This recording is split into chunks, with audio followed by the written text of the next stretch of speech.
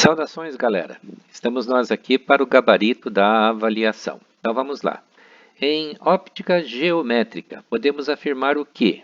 Então analisem aqui. Dentro daquela nossa teoria, já estava bem descrito até cada um dos elementos daqui. Então começamos pelo raio de luz. Então o conceito de raio de luz em uma linha apresenta a direção e o sentido da propagação da luz. Essa está corretíssima. O conceito de raio de luz é muito teórico, onde foi criado para facilitar o estudo, pois na prática não é possível individualizar um raio de luz. Isso é uma questão até bastante lógica. Está correto.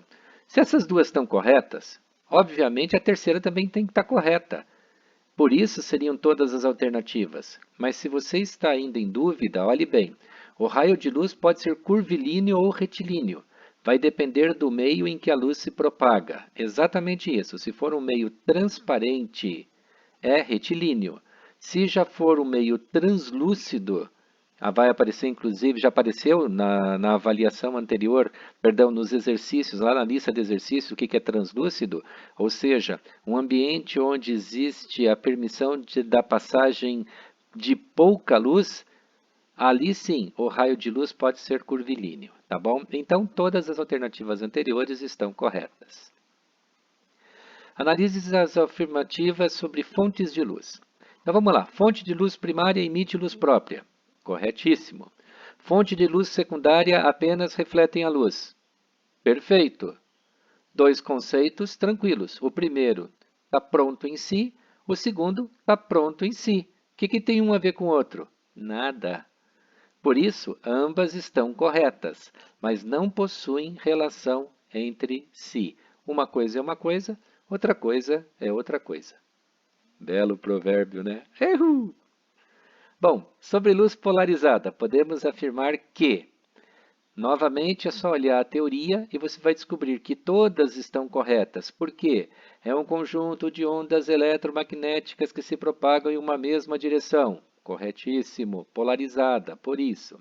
O prisma de Nicol é um dos polarizadores mais utilizados. Corretíssimo. Inclusive tem lá a explicação do que era o prisma de Nicol. E no prisma de Nicol, o raio extraordinário passa através do prisma, enquanto que o raio ordinário sofre reflexão total na face, pela qual os dois cristais se encontram unidos. Tudo isso estava lá na teoria, então todas as alternativas anteriores estão corretas. Exercício número 4. Os princípios da óptica geométrica possuem as seguintes características. Vamos lá. Na independência, os raios de luz não podem se cruzar, pois um interfere na trajetória do outro. Se são independentes, lógico que podem se cruzar. Estava errada. Na reversibilidade, reversão, a direção de propagação da luz depende do sentido da propagação? Lógico que não.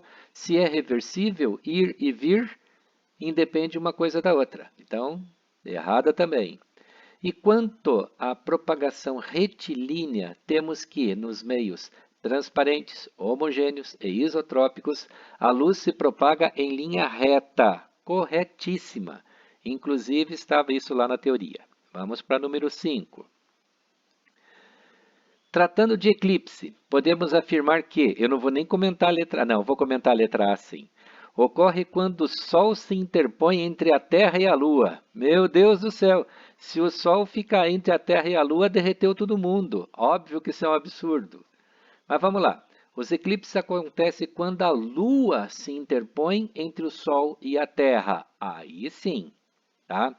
Mas os eclipses solares acontecem quando a Lua fica oculta pela Terra em relação ao Sol? É exatamente o contrário. É o Sol que fica oculto pela Terra, tá? Então, na realidade, a resposta certa é a letra B de bola. Vamos para o exercício 6. Começam os cálculos, tá? Com apenas 6 soldados colocados entre dois espelhos verticais fixos, planos, um diretor de cinema consegue fazer uma tomada que aparenta ter 72 soldados. Qual é o ângulo entre os espelhos? Bom, a gente já viu esse com o exercício das bailarinas, lá na lista de exercícios. Então, se são 72 soldados, Então, são 6 soldados, que está lá no exercício, e 66 imagens desses soldados. Bom, se são 66 imagens para 6 soldados, tem 11 imagens para cada um deles. Ou seja, n igual a 11. Aplicando na fórmula n igual a 360 por alfa menos 1, o 11 vai no lugar do n. O menos 1, que está menos 1, passa para o outro lado, somando. Fica mais 1, que dá 12. Continua o 360 por alfa.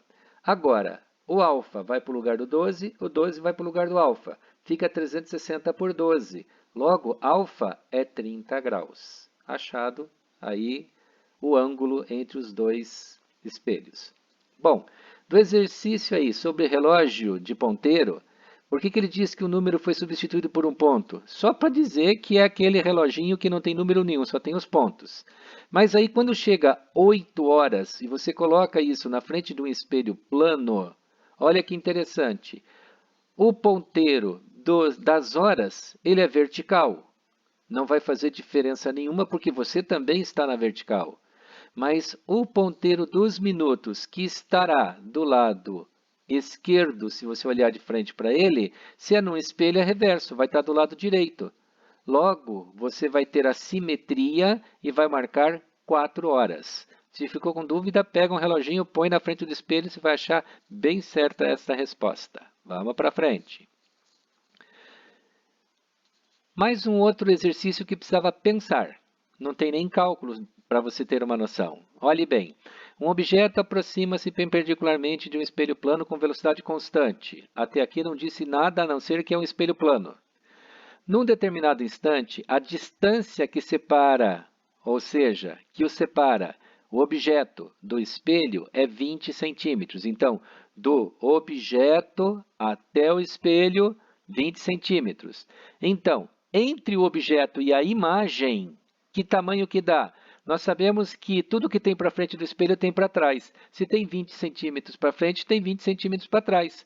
Logo, a distância é de 40 centímetros entre a imagem e o objeto. Vamos em frente. Mais um com aquela mesma fórmula. Dois espelhos planos são alinhados e o ângulo entre eles é 90 graus. Qual é o número de imagens? Esse é até mais fácil o cálculo. Por quê? N igual a 360 por alfa. E no lugar do alfa você vai pôr 90. 360 por 90 dá 4, menos 1, 3. Gente, é um dos cálculos mais simples de associação de imagens. Inclusive, essa questão do 90 graus é praticamente um caso clássico. Por isso, número de imagens igual a 3. Vamos para mais um. Agora o nosso último. Esse aqui também dependia de pensar um pouquinho por lógica. Então, o observador, a 1 metro de um espelho plano, vê a imagem do objeto a 6 metros. Então, tá. Então, ele está na frente do espelho e enxerga a 6 metros atrás. Quando o observador se aproxima meio metro do espelho, ele estava a 1. Então, agora ficou a meio. Logo, a imagem do objeto, que estava em 6, vai reduzir pela metade, porque a distância na frente do espelho reduziu pela metade. Então, vai ficar a imagem e o espelho a 3 metros, que é a metade dos 6. Se fica a 3 metros do espelho até a imagem, do espelho até o objeto é a mesma distância. 3 por um lado, 3 por outro, 6 metros. Está aí a nossa resposta para o 10º exercício. Bom, gente, recuperação paralela vindo para aí para quem não foi bem. Não se esqueça, você vai ter que pegar um daqueles exercícios de cálculo e fazer a mudança dos números e o recálculo, como a gente tem feito já ultimamente. Então, só não esquece que se você for fazer recuperação, poste a resposta. Tem gente que eu acho que quer fazer a recuperação e não posta a resposta. Daí eu não vou saber o que você fez, tá bom? Então, capricha nisso aí. Também não se esqueça. WhatsApp 999434229 para dúvidas ou e-mail sslb1964@gmail.com ou ainda pelo próprio Classroom você pode entrar em contato comigo. Qualquer coisa são os canais de comunicação. Bom trabalho para todos que vão fazer recuperação e parabéns para aqueles que não precisam. Até a próxima!